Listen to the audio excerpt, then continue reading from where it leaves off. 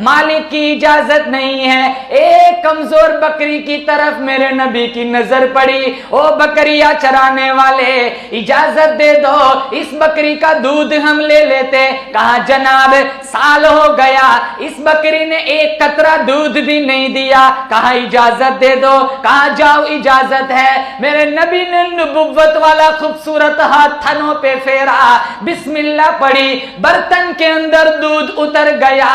بلال کے سینے میں ایمان اتر گیا.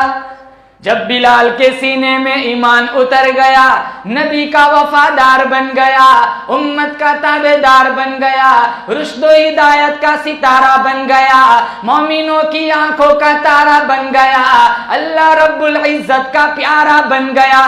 دن کو بھی مارا جا رہا ہے, رات کو بھی مارا جا رہا ہے. امیہ کہتا ہے کلمہ چھوڑ دے, ابو جہل کہتا ہے کلمہ چھوڑ دے.